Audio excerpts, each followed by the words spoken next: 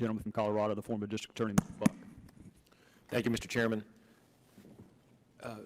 Bishop Jenkins, I spent 25 years as a federal prosecutor and then a district attorney, and wanted to talk to you about a disturbing trend that I've seen in the last 7 years in law enforcement.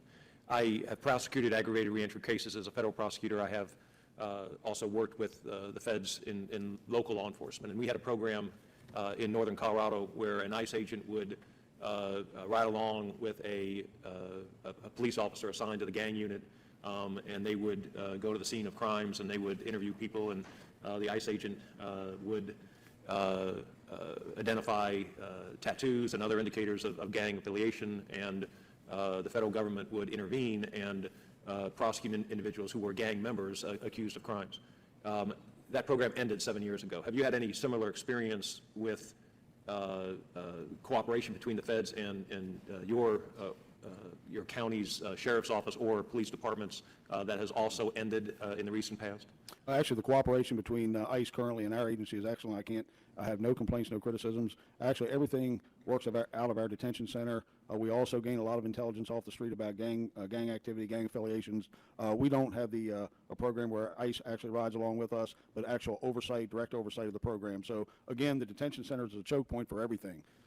We ask two simple questions on arrest. And everybody that's arrested in Frederick County, regardless of the crime, the ethnicity, the race, the gender, whatever, everybody is asked two very simple questions. What country are you a citizen of, and where were you born? Any answer other than the United States of America kicks off an investigation into their immigration status. And we would ask the same of anybody in this room. So that's where the program lies. That's where the effectiveness is.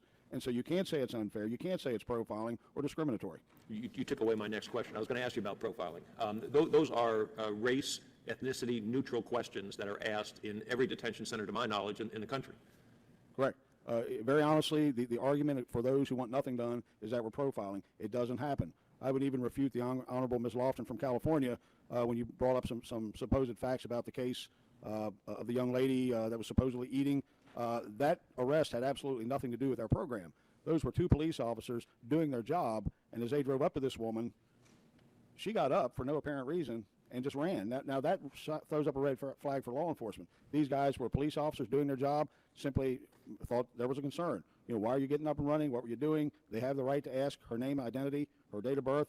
Once they did that, they determined there was a warrant for her arrest.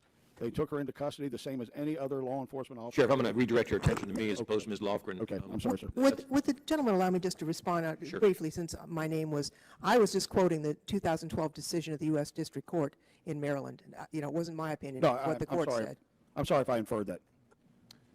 What happens after you ask those two neutral questions that you identified? What happens then in your detention facility? If we determine that they're in the country illegally and they have committed a crime. No, you haven't determined that yet. You've just determined an answer. They've given you an answer. Yeah, they've given us an answer. I was not born in this country, for example. That's correct. If you get that answer, or one of your deputies gets that answer, what do they do at that point? We launch our check into their immigration status right there in the detention center. So you notify ICE at that We point? do. Actually, ICE is in our facility for the most part every day of the week during most day shifts. And again, if they're not there to answer the question, they have immediate direct contact, and I'll tell you, we have access to all the ICE databases. So we, in effect, do those checks. We prepare the detainers and the paperwork and do the holds for ICE. So you're not saying, based on the color of this person's skin, we believe we should refer to ICE. You're not saying based on the language that this person speaks, we should refer to ICE. You're saying based on an answer to a question that we ask everybody that is arrested and detained in our facility, based on that, we are referring this person to ICE. If they're, in fact, we determine they're in the country illegally, yes, sir. Now, based on the identity theft that we've all seen in this country because of illegal immigration, does ICE go by the name that's presented to them, or do they actually use some indicator like a thumbprint or some biometric measure? They actually also use biometrics, yes, sir. Okay, and that identifies them for ICE's database, and ICE can determine whether they're in this country legally or illegally. You're not the one making that determination. No, we're not. Okay, I yield back. Thank you, Mr. Chairman.